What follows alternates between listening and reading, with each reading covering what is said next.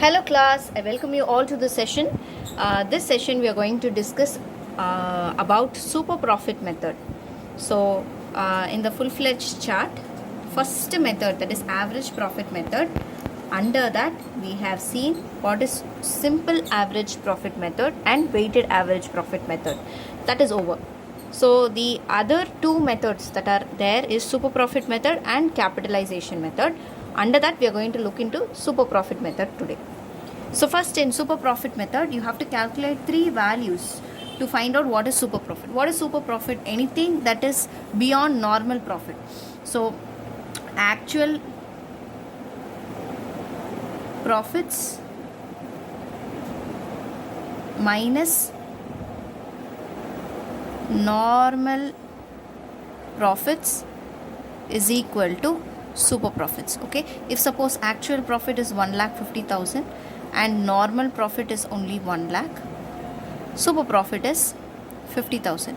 Over and above something which is normal, that is called as super. Okay, so we need to first calculate what is the average profit. Whatever method that we have followed in average profit, we have to add certain abnormal losses, capital expenditure treated as revenue expenditure, non-recurrent expenses. All these things you have to add. Certain things you need to minus, that is abnormal gain, and you may have non-recurrent income. So all these things you need to deduct. So after deducting whatever is the procedure to find out the normal profit over the period of years, total average profit divided by number of years. So that formula you will be able to find what is average profit. The second thing that you need to look into the problem is normal rate of return. What is the normal rate of return? That is, in an industry, there will be something called as a normal rate of return. Okay, if I invest 1,000 rupees, I will normally, in this particular industry, I will normally get 10 percentage. So if I am investing 1,000, I will get 10 percentage, which is 100. Okay, so capital employed is the actual amount of capital that is being employed. So you can find in two ways. One is the liability side approach, another one is the fixed asset approach. For under liability side approach, you have capital plus reserves minus fictitious assets and non-trade investments. So you have to add capital plus reserves. What is the actual capital employed in the business? How much capital you are employed? So capital plus reserves minus any fictitious assets and non-trade investments. Okay, and assets approach is one more approach. Like all assets, you have all assets except goodwill, fictitious assets and non-trade investment minus outside liabilities. Now when we are doing the problem, you will be able to understand what we have told, whether it is a liability approach or asset approach clearly. As of now, there are two approach to find what is the capital employed. One is the liability side approach. What is liability side? Capital plus reserves minus fictitious assets and minus non-trade investments. Then asset approach, all assets except goodwill, fictitious assets and non-trade investments minus outside liabilities. Now you may have a doubt, ma'am, what is fictitious assets? Fictitious assets, they are not real assets. They are not at all real assets, but they are deferred expenditure. Deferred expenditure means a huge expenditure which is incurred, which is of revenue nature, but revenue nature that is not written off in the P&L account within that particular accounting period. Okay, that are shown in the assets in the balance sheet. Say for example, advertisement suspense account. Say advertisement suspense account, advertisement expenditure incurred rupees 50 lakhs. It's a huge amount. Yes, it's a huge amount. Can you say that 50 lakhs worth of advertisement, the benefit would be over within one particular year, within 12 months? The answer is no. Advertisement is what type of expenditure? It is a revenue expenditure. When something will be called as a revenue expenditure, those expenses which are expended within 1 year. Okay, within 1 year or 12 months, less than 1 year, then it will be coming under revenue expenditure. But it is of revenue nature but expenditure cannot be, the benefit of that expenditure cannot be got within 1 year itself. It may give you benefit up to 5 years also or 10 years also. One advertisement taken will influence the sales for 5 to 10 years also. We do not know about it. So how shall we, this will come under deferred revenue expenditure, deferred revenue expenditure, DRE, deferred revenue expenditure. So this deferred revenue expenditure cannot be written off in the P&L account in one go. Okay, you have to divide, either you have to take it a period of time. Say for example 10 years you will write it off. Okay, or 5 years down the line you will write it off. 10 lakhs, 10 lakhs, 10 lakhs, you will write it off like that.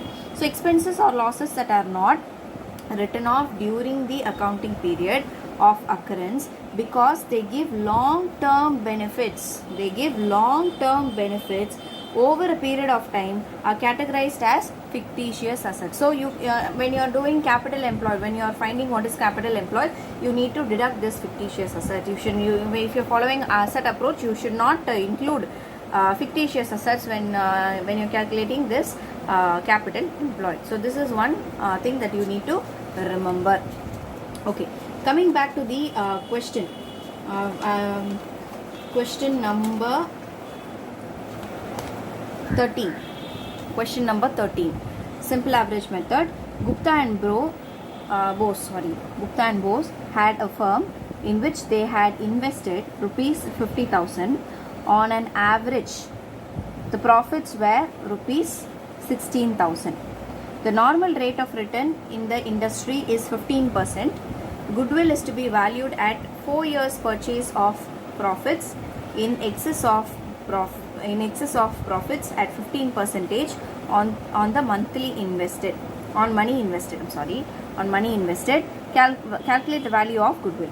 Now this is the question. Now there are some steps that you need to follow when you are doing this type of problem. First, let us understand what's given. So they have invested. How much is investment? 50,000. Okay, so which means capital employed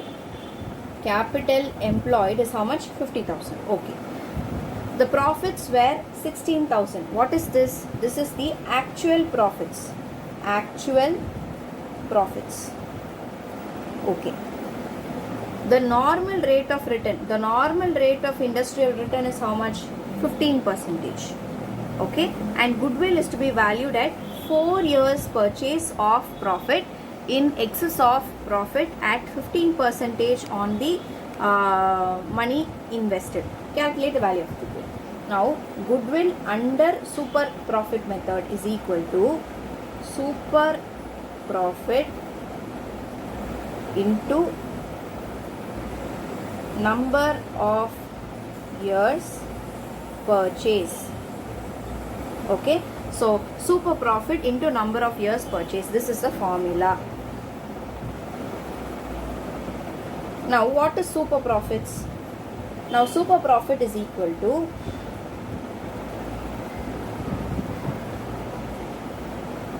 actual profit minus normal profit. Now what is normal profit? Normal profit is equal to capital employed into normal rate of return divided by 100. So normal rate of return divided by 100. So what is the capital employed?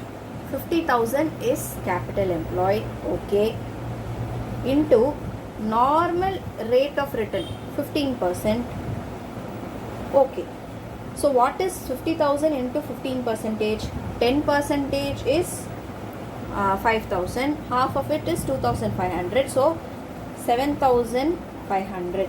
Okay, now what is actual profit given in the question? Actual profit is 16,000. So actual profit is 16,000. Now what is super profit? Super profit is equal to actual profit minus normal profit. So super profit comes to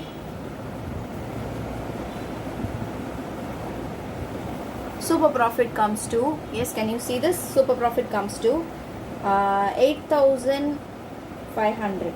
Okay, so number of years purchase. So goodwill is equal to, I'm just writing the values of this formula. Super profit 8,500 into number of years purchase is 4 years purchase. So which means goodwill value is equal to 34,000. I hope that this is clear. So 8,500 into 4. So you have to note the steps here. First is you need to understand what is the formula under super profit method. So formula is super profit into number of years. What is super profit? Actual profit minus normal profit. What is normal profit? Capital employed into normal rate of return divided by 100. And what is actual profits given in the question? 16,000. So super profit is actual profit minus normal profit. Super profit you have. So you are applying this formula and getting what is the value of goodwill, which is 34,000. I hope that this question answer is clear. So like which we have to do this kind of problem. Few variations may be coming here and there. So I'll just show you the next problem. Question number 15. Average net profit expected in future by XYZ firm is rupees 36,000 per year. Average capital employed in the business for the firm is 2 lakhs. The normal rate of return from capital invested in this class of business is 10%. Remuneration of the partners is estimated to be 6,000 per annum. Find out the value of goodwill on the basis of 2 years purchase of super profits. Okay, so in this question, average net profit expected in the future, they have given 36,000. Okay, now average capital employed in the business they have given as 2 lakhs. So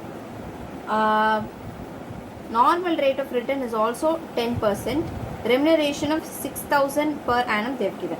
What is goodwill? Goodwill here is super profit. Super profit into number of years purchase. What is super profit? Actual profit minus normal profit. What is actual profit? Actual profit is so they have given average net profit expected in future, which means it is expected, it's not actual profit. So we need to find what is the actual profits. Okay, so I am just changing this. Expected actual profit. What is expected actual profit? 36,000. You have to minus the remuneration that needs to be paid to the partners. So what is actual expected profit after remuneration is 30,000. I hope that this is clear. Now what is normal profit? Normal profit is equal to capital employed into normal rate of return. Now what is the expected average capital employed in the business is 2 lakhs. So I'm just taking it as capital employed into normal rate of return by 100. Now capital employed is 2 lakhs. Normal rate of return is 10%. So I'm getting normal profit as 20,000. So what is my super profit now? Super profit is equal to, what is actual expected profit? 30 minus, what is my normal profit? 20,000. So my super profit comes to 10,000. Okay, so goodwill, I am applying this formula. Goodwill super profit 10,000 into 2 years purchase. 2 years purchase. So my goodwill value rupees 20,000. I hope that this is clear. So just one word they have given. They have not given actual profit. They have just given expected actual profit. So no problem. Expected actual profit. We have a remuneration of the partner. So this profit learn in the partner or the remuneration we have to pay, and we will get actual expected profit 30,000. Why we need to pay? Because see, remuneration of is estimated to be 6,000 per annum. So what is the actual profit? Actual profit is after paying the remuneration to the partners. So that is actual profit. Super profit is actual profit minus normal profit. What is normal profit? Capital employed into number of years, normal rate of return. Normal rate of return is 10%. So 20,000 will be the normal profit. Super profit is 30 minus 20, 10. I hope that this video is clear. See you in the next video. Thank you, class.